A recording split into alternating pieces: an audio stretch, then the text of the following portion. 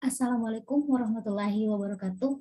Perkenalkan, nama saya Jusriani, Stambuk G701-19068 dari kelas A kelompok 2 Praktikum Biofarmasetika. Jadi pada video yang kali ini saya akan menjelaskan mengenai uji disolusi terbanding atau UDT. Jadi untuk yang pertama itu di sini yang akan pokok-pokok pembahasan yang akan saya jelaskan. Yang pertama di sini tuh saya akan menjelaskan mengenai definisi dari UDT. Yang kedua saya akan menjelaskan mengenai tujuan dari UDT atau uji disolusi terbanding tersebut. Yang ketiga yaitu syarat dari UDT. Yang keempat itu mekanisme kerja alat dissolution tester. Yang kelima itu ada monografi obat dan syarat keberterimaan dari obat tersebut. Nah, yang terakhir itu saya akan menjelaskan mengenai cara penggunaan Pack Booster Trap atau aplikasi Pack Booster Trap untuk evaluasi dari uji dissolution tester. Jadi untuk menghemat waktu langsung saja di sini untuk definisi UDT sendiri itu uji dissolution terbanding atau UDT itu merupakan pengujian yang dapat digunakan untuk memastikan ekivalensi atau persamaan atau perbandingan dan sifat-sifat produk dari suatu obat. Nah, untuk uji disolusi terbanding itu atau UDT itu adalah uji disolusi komparatif yang dilakukan untuk menunjukkan similaritas atau persamaan atau kemiripan ataupun perbedaan dari profil disolusi antara obat uji dengan obat inovator atau komparator. Jadi di sini obat uji itu maksudnya obat-obat pasaran dengan obat inovatornya atau obat asli dari obat tersebut. Nah, untuk selanjutnya yaitu tujuan dari uji disolusi terbanding itu, uji disolusi terbanding tersebut dilakukan itu bertujuan untuk membandingkan profil disolusi antara produk uji terhadap produk inovator. Uji ini juga merupakan studi awal sebelum uji ekivalensi secara in vivo dilakukan. Jadi uji disolusi terbanding itu dilakukan secara in vitro agar supaya ini bisa diketahui sifat-sifat daripada obat tersebut. Nah, untuk selanjutnya yaitu syarat dan kriteria dari uji disolusi terbanding. Jadi tidak semua obat itu bisa dilakukan uji disolusi terbanding. Jadi harus memenuhi beberapa syarat. Syarat yang pertama itu produk yang tidak memerlukan studi in vivo. Jadi produk obat yang kita gunakan itu tidak memerlukan studi in vivo. Studi in vivo itu maksudnya itu uji langsung kepada hewan. Jadi di sini kita tidak memerlukan kegiatan uji langsung kepada hewan. Jadi kita hanya akan melakukan uji secara in vitro atau uji di luar mengenai obat tersebut, sifat fisiknya dan juga sifat-sifat dari obat tersebut. Nah, untuk syarat kedua itu yaitu produk obat kopi yang hanya beda kekuatan UDT dapat diterima untuk kekuatan yang lebih rendah. Jadi produk obat kopi di sini maksudnya seperti obat-obat generik. Jadi bukan obat paten atau obat asli dari obat tersebut, keluaran pertama dari obat tersebut. Nah, di sini obat kopi itu maksudnya obat-obat yang memiliki zat aktif yang sama, tetapi mungkin ada perbedaan seperti eksipien atau zat tambahannya, sehingga obat tersebut bisa dilakukan untuk uji disolusi terbanding. Nah, untuk selanjutnya yaitu di sini untuk alat-alat yang digunakan untuk melakukan uji disolusi terbanding itu disebut dengan dissolution tester. Nah, mekanisme kerja dari alat dissolution tester ini sendiri itu memiliki prinsip kerja dengan memberikan suatu kompresi atau tekanan pada tablet dan mengukur pada tekanan dengan menentukan berapa jumlah tablet yang retak atau hancur. Jadi di sini obat tersebut kita masukkan ke dalam alat dissolution tester untuk melihat mengenai uji disolusinya. Nah, untuk prinsip kerja dari alat dissolution tester itu dapat dilakukan dengan dua cara. Yang pertama itu alat dissolution tester ini terdiri dari sebuah wadah penutup yang terbuat dari kaca atau bahan yang transparan yang inert dengan suatu batang logam. Nah, yang kedua itu jenis alat laboratorium yang digunakan adalah yang terdiri dari daun sebagai dayung dan batang sebagai pengaduk. Jadi untuk alat dissolution tester ini sebenarnya ada dua jenis, yaitu dissolution tester dengan pedal dayung dan juga ada yang dengan metode keranjang. Jadi yang biasa kita gunakan yaitu yang menggunakan pedal dayung. Jadi teman-teman semua bisa lihat di sini ada contoh dari alat uji dissolution tester tersebut. Nah, untuk bagian-bagiannya sendiri mungkin teman-teman bisa lihat di sini untuk bagian-bagian dari alat uji dissolution tester itu ada yang pertama itu ada panel control. Nah, di sini ada panel control yang berfungsi untuk mengontrol kecepatan ataupun segala hal mengenai pengontrolan alat tersebut, alat ini. Nah, untuk yang kedua yaitu ada yang namanya drive shaft. Jadi drive shaft itu di sini ada yang namanya drive shaft. Yang ketiga itu ada vessel. Jadi di sini yang teman-teman bisa lihat vessel itu yang seperti tabung U, yang akan menampung nanti cairan atau yang akan menampung cairan yang akan dimasukkan untuk dilakukan dissolution tester. Nah, untuk selanjutnya itu ada pedalnya. Nah, pedalnya itu tergantung dari alatnya. Jadi di sini itu ada pedalnya berbentuk seperti dayung, ada juga yang nantinya pedalnya berbentuk seperti keranjang. Nah, untuk selanjutnya itu ada disc holder. Nah, disc holder ini yang teman-teman bisa lihat yang berbentuk bulat di bagian atas ini. Nah, itu namanya disc holder. Nah, untuk yang selanjutnya ada rubel seal. Nah, rubel seal itu adalah rubel yang berwarna hitam di bagiannya ini, di bagian penutup warna yang bulat ini. Itu disebut dengan rubel seal. Nah, yang selanjutnya itu ada kanula. Nah, kanula itu yang berbentuk panjang ini. Itu disebut kanula. Nah, untuk bagian-bagian lainnya, itu teman-teman bisa lihat sendiri secara langsung pada gambar ini. Nah, itu saja untuk penjelasan mengenai dissolution tester. Nah, selanjutnya saya akan menjelaskan mengenai monografi dari obat. Jadi di sini kelompok saya atau kelompok 2 itu mendapat obat metformin hidroklorida. Jadi di sini sebelum kita mulai penjelasan mengenai dissolution tester atau UDT untuk obat ini, di sini kita harus mengetahui terlebih dahulu mengenai monografi dari obat ini. Jadi monografi obat ini di sini teman-teman untuk monografi obat sendiri itu bisa kita lihat dalam buku farmakope. Farmakope di sini bisa digunakan farmakope 3, 4 ataupun 5. Jadi teman-teman bisa lihat monografi dari obat yang teman-teman ingin lihat itu di buku farmakope. Di sini kami menggunakan buku farmakope 5 untuk menentukan monografi dari obat metformin hidroklorida ini.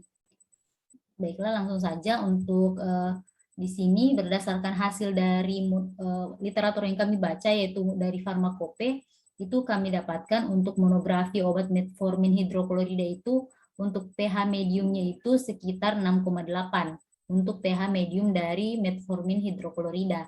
Untuk yang kedua itu panjang gelombang maksimumnya itu ada 233 ml untuk obat metformin hidroklorida. Untuk volume mediumnya itu dia 1000 ml untuk metformin hidroklorida dalam uji disolusi terbanding. Nah, untuk nilai Q ini sebenarnya ada bermacam-macam tergantung di menit keberapa yang akan kita ambil. Nah, di sini saya mengambil contoh di menit ke 45. Jadi dalam menit ke 45 di sini ada nilai Q-nya itu sebesar 70%. Sedangkan untuk nilai Q di menit ke 30 itu sekitar 75%. Jadi untuk nilai Q itu di setiap menitnya itu berbeda. Jadi itu bisa kita lihat dalam monografi obat ini di dalam farmakope. Nah, untuk volume samplingnya sendiri itu sekitar 10 ml. Itulah monografi obat metformin hidroklorida yang kami dapatkan dari tinjauan literatur pada farmakope 5. Untuk selanjutnya yang saya akan jelaskan yaitu syarat keberterimaan uji disolusi. Jadi untuk diterimanya suatu uji disolusi itu harus memenuhi beberapa syarat. Nah, di sini untuk keberterimaan uji disolusi itu dilakukan 3 tahap, yaitu tahap S1, S2, dan S3. Nah, untuk tahap S1 itu jumlah obat yang diuji itu 6. Jadi untuk menguji pada tahap S1 itu kita harus memiliki 6 tablet obat. Jadi di sini untuk syarat S1 itu sendiri untuk kriteria dari S1 dengan 6 obat ini, tiap unit sediaan itu tidak kurang dari Q tambah 5%. Jadi nilai Q-nya ini seperti yang saya katakan sebelumnya, nilai Q-nya itu bisa kita lihat pada buku farmakope. Nah, untuk yang selanjutnya, untuk S2-nya, untuk tahap S2-nya itu juga kita harus memiliki 6 obat. Jadi 6 jumlah obat ini itu kriterianya rata-rata dari 12 unit, itu S1 tambah S2 adalah sama dengan atau lebih besar dari Q, dan tidak satu unit pun yang lebih kecil dari Q kurang 15%. Jadi di sini Kan di sini rata-rata 12 unit. Jadi 12 unit kan di sini jumlah yang diuji itu ada sekitar di sini ada sekitar 12 unit. Jadi nanti obat yang harus kita miliki pada S2 itu harus berjumlah 12 tablet. Nah, 12 tablet itulah yang dapat kita lakukan uji disolusi atau kita lihat untuk syarat keberterimaan uji disolusinya. Nah, untuk kriterianya seperti yang tadi saya jelaskan bahwa rata-rata dari 12 unit itu obat tablet 1 dari S1 yang 6 unit dari S1 ditambah dengan 6 obat yang dari S2. Jadi adalah sama dengan atau lebih besar dari Q dan tidak satu unit pun yang lebih kecil dari Q kurang 15%. Nah, selanjutnya itu tahap yang ketiga yaitu S3. Nah, S3 ini ada jumlah yang diuji itu ada sebanyak 12. Nah, 12 ini tadi kan di S1 dan S2 itu kan ada 12 juga. Jadi, ketika kita ingin melanjutkan ke uji S3 itu kita harus memiliki total tablet yang harus kita miliki yaitu 24. Jadi, rata-rata dari 24 unit itu S1 ditambah S2 dan S3 adalah sama dengan atau lebih besar dari Q. Nah, itu juga tidak lebih dari 2 unit sediaan yang lebih kecil daripada Q kurang 15 dan tidak satu pun unit pun yang lebih kecil dari Q kurang 25%. Nah, di sini saya akan memberikan contoh mengenai bagaimana sih cara melihat syarat keberterimaan uji disolusi ini. Jadi di sini kita lihat di sini itu ada kelompok untuk obat yang kelompok saya punya yaitu metformin hidroklorida. Di sini itu sudah ada data mengenai kadar keterlarutannya, data dari obat metformin hidroklorida itu. Jadi untuk yang pertama kita lakukan yaitu uji dari S1 yaitu 6 tablet karena di sini seperti kita lihat di sini data yang kita miliki yaitu hanya ada 6 tablet yang dilakukan di setiap uji di setiap menit. Nah, di sini yang pertama itu kita lakukan di S1. S1 ini, nah sebelum melakukan uji S1, kan di sini ada dikatakan nilai dari Q. Jadi kita harus mengetahui terlebih dahulu Q berapa yang akan kita gunakan. Jadi sesuai yang saya katakan sebelumnya, saya jelaskan sebelumnya, di sini kita akan menggunakan Q pada menit ke-45, yaitu 70%. Nah, di sini kan untuk S1-nya kan tiap unit sediaan tidak kurang dari Q tambah 5%. Nah, nilai Q-nya itu kan 70. Nah, 70 itu kita tambah dengan 5%.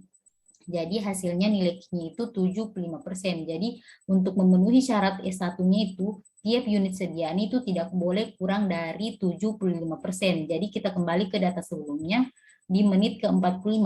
Jadi kita lihat di menit ke-45. Nah, di sini pada menit ke-45 semua datanya itu tidak ada yang kurang dari 75%. Artinya karena semua datanya itu masuk dan tidak ada yang kurang dari 75%, artinya semua data pada menit ke-45 ini semuanya diterima untuk UDT-nya.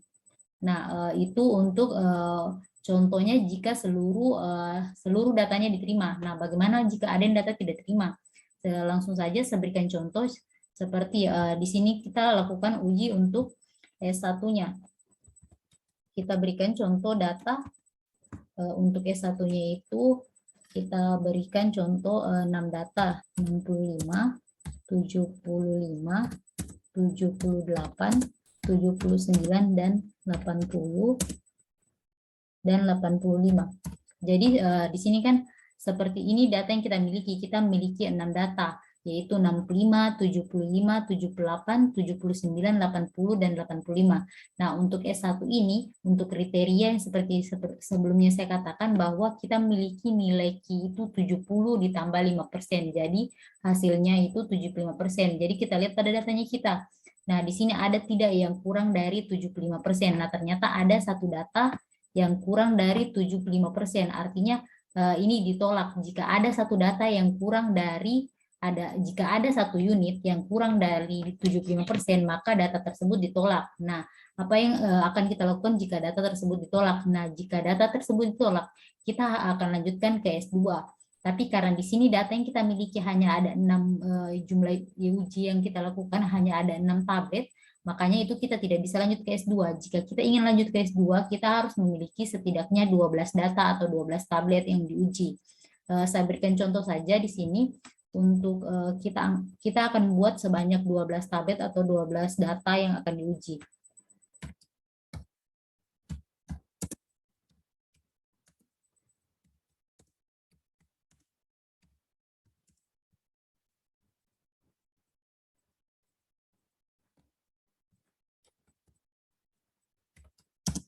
Nah, di sini teman-teman saya sudah buatkan 12 data yang akan kita uji pada S2. Nah, tadi pada syarat S2 itu kan pada syarat S1 itu tidak boleh ada yang kurang dari 75%. Namun tadi ternyata ada yang kurang dari 75%. Ada satu data yang kurang dari 75%. Jadi kita lanjutkan ke data kedua atau S2, uji tahap kedua. Nah, di uji tahap kedua ini kita harus memiliki 12 data. Nah, di sini kita sudah memiliki jumlah 12 data obat atau 12 tablet yang akan diuji.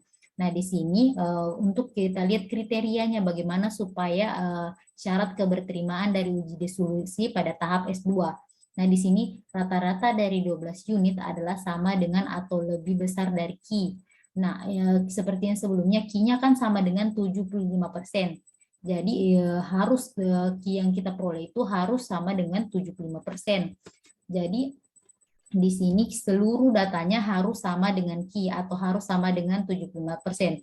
Nah, tapi jika syarat ini tidak memenuhi dan tidak, maka kita lanjutkan ke syarat berikutnya dan tidak satu unit pun yang lebih kecil dari Q kurang 15.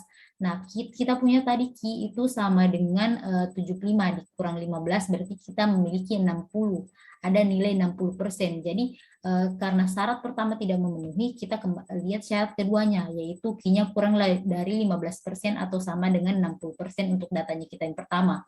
Jadi kita lihat pada 12 datanya kita, ada tidak yang kurang dari 60%. Nah, ternyata pada datanya kita itu tidak ada yang kurang dari 60%. Artinya jika tidak ada data yang ditolak atau tidak ada data yang kurang dari 60%, maka data tersebut akan diterima. Jadi syarat untuk keberterimaan uji disolusi yaitu seluruh datanya harus diterima atau tidak ada ditolak. Untuk itu saja yang saya jelaskan mengenai syarat keberterimaan uji disolusi. Semoga teman-teman dapat paham.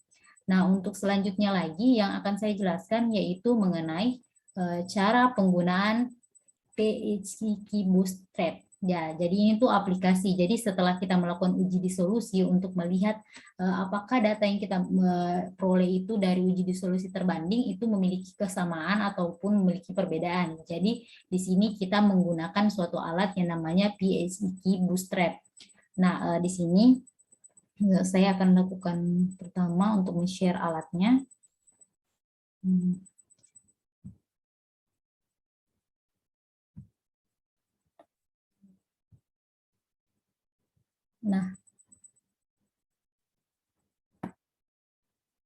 Nah, di sini sudah ada alatnya seperti teman-teman bisa lihat. Di sini tuh ada alatnya yang namanya PHQ Bootstrap. Jadi di sini alatnya ini digunakan untuk melihat perbandingan apakah data yang kita peroleh antara obat inovator dan obat uji yang kita peroleh itu memiliki kesamaan atau memiliki perbedaan.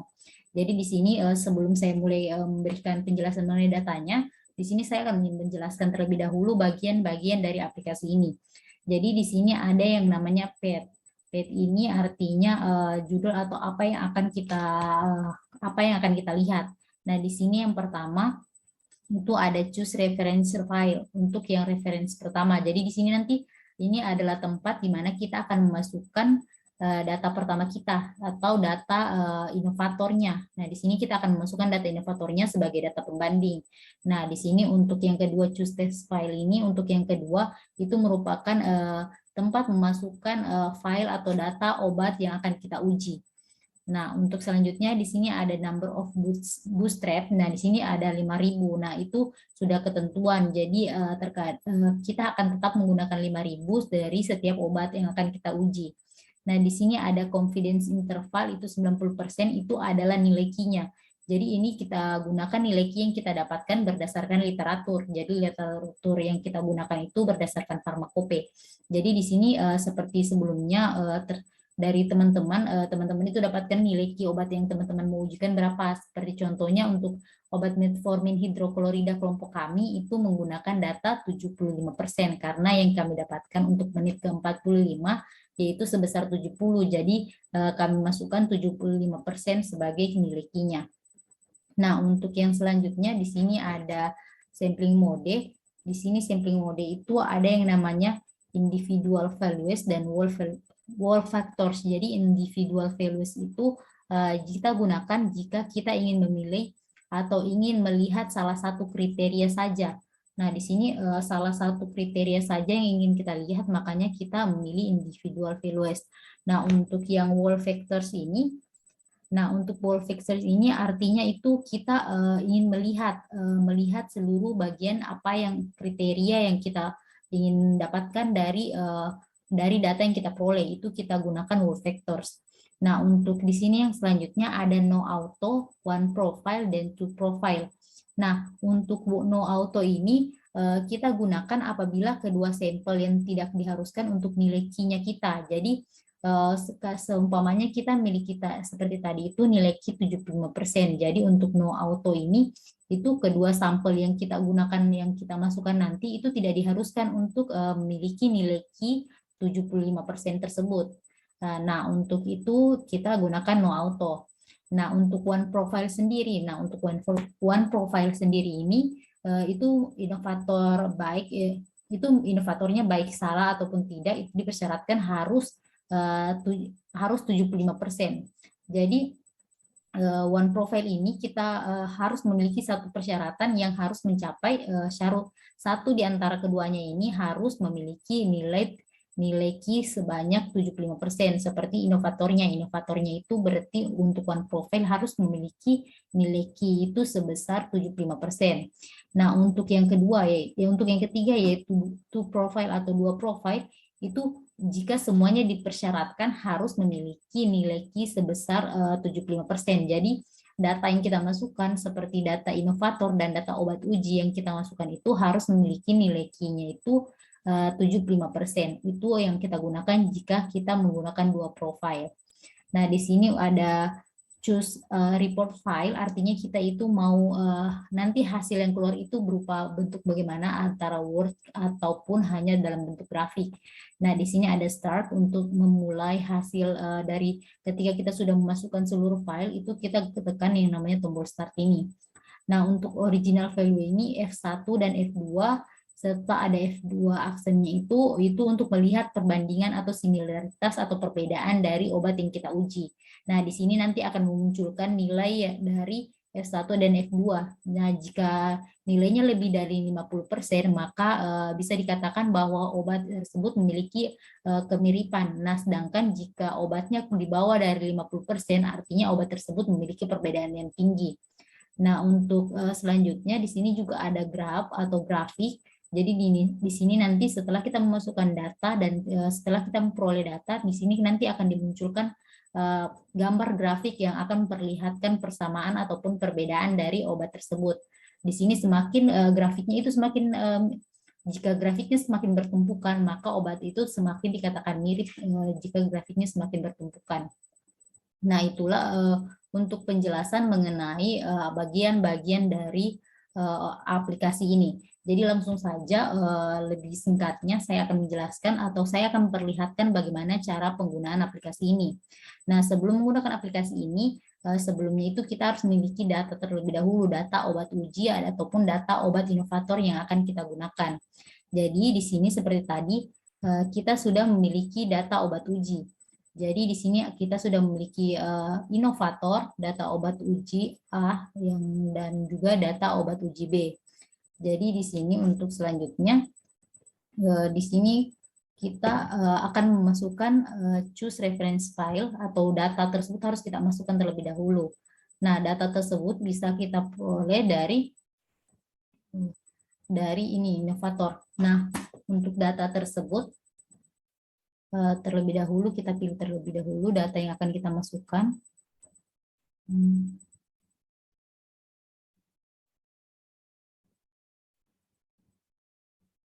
Nah, di sini ada data obat A. Jadi di sini ada data inovator, obat A dan obat B yang telah saya masukkan terlebih dahulu yang tadi. Nah, sebelum kita memasukkan datanya ini, mungkin ada teman-teman yang bertanya bagaimana sih cara memasukkan data-data tersebut sehingga bisa dimasukkan dalam aplikasi ini. Jadi sebelum itu saya jelaskan dulu cara menggunakan cara memasukkan data atau filenya. Jadi Baiklah, untuk lebih mudah memahaminya, di sini saya akan menjelaskan secara langsung bagaimana cara memasukkan data-data yang kita miliki ke dalam Notepad yang akan menjadi file yang akan kita masukkan ke dalam aplikasinya agar lebih mudah dipahami cara penggunaan aplikasinya. Jadi di sini kita sudah memiliki data. Di sini ada data untuk kelompok 2 yaitu metformin hidroklorida. Di sini datanya itu ada data inovator dan juga ada data pembanding untuk obat A dan juga obat B.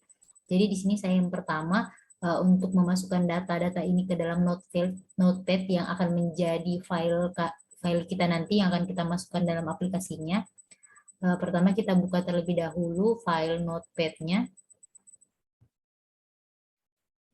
Nah, di sini kita sudah memiliki data dalam file Notepad-nya, tapi ini datanya kita hapus terlebih dahulu untuk memperlihatkan contoh memasukkan datanya.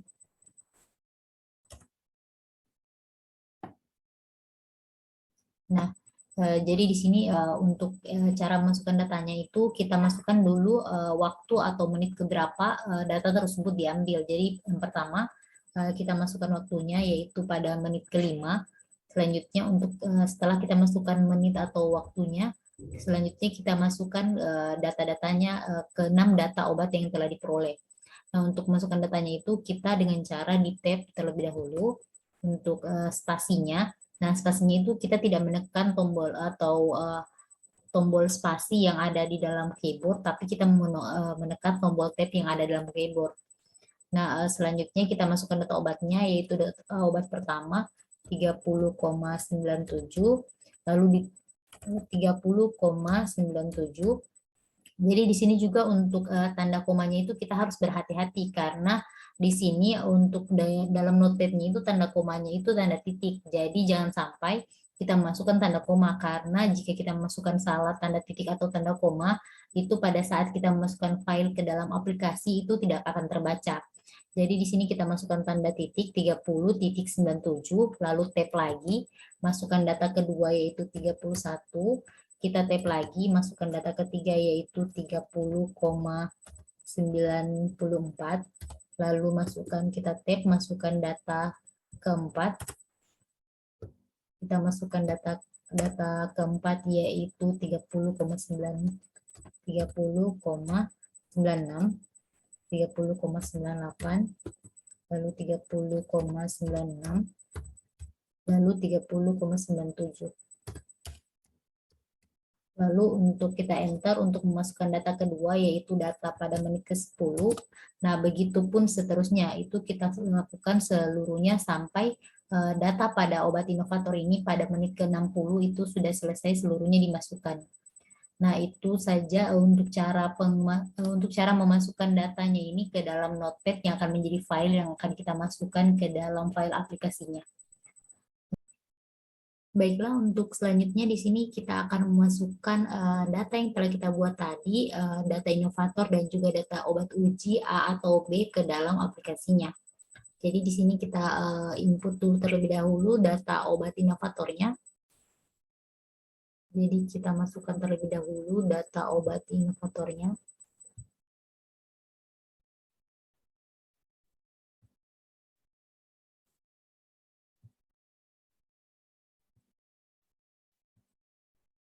Lalu kita masukkan lagi data obat dari obat pembanding atau obat A-nya.